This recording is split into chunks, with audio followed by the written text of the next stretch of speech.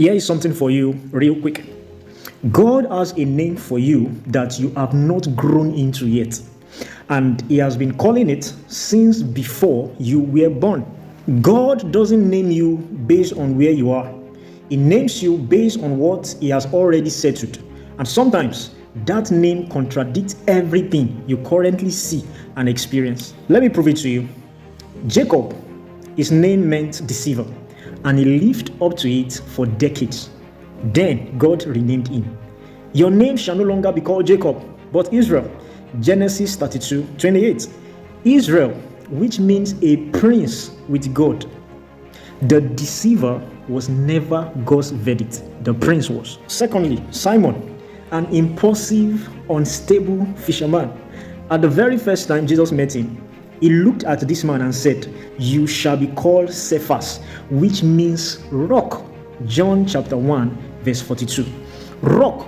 This man shall be called what? Rock.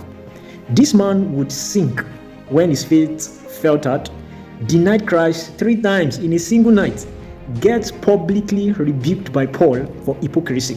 But Jesus called him rock from day one because that was his settled identity. You get that? And Peter eventually became exactly what Jesus called him. The rock the early church was built on. Matthew 16:18. Gideon, the terrified man hiding in a wine press to thresh wheat in secret. And the angel of God walked in and said, "The Lord is with you, thou mighty man of valor." Judges 6 verse 12. A mighty man of valor to a man hiding in a hole. God was not being ironic. He was calling forth what he had already settled. But this goes even further. God did not just rename people who were alive. He named people who had not been born yet. Jeremiah, called a prophet to the nations before he was formed in the womb of his mother. Jeremiah 1:5. Jesus, named from heaven before his first breath. Matthew 1:21. Isaac, named laughter before he was even conceived, while the very idea of his birth was laughable. Genesis 17 verse 19. And lastly, John, named by God, not even by his parents. Luke chapter 1 verse 13. But here is where it gets wild. 300 years before a man named Josiah was born, God called him by name.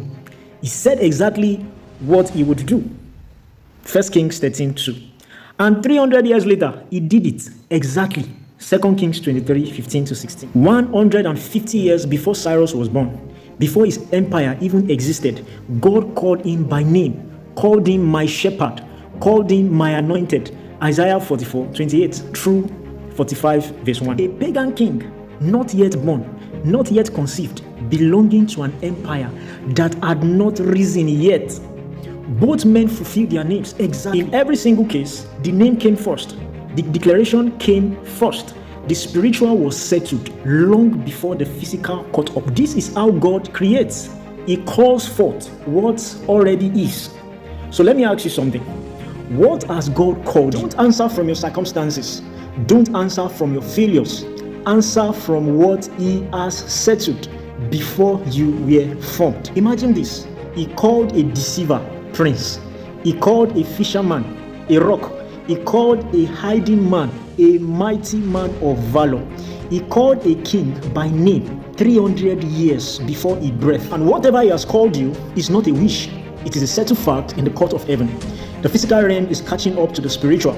Walk in your name. If this is you today, type in the comment section, "Call me my name," and follow me for more and more, because there's so much God wants to show you about who he has already made you to be. And do well to follow more Grace Page, because there's so much God wants to show you about what he has already made you to be.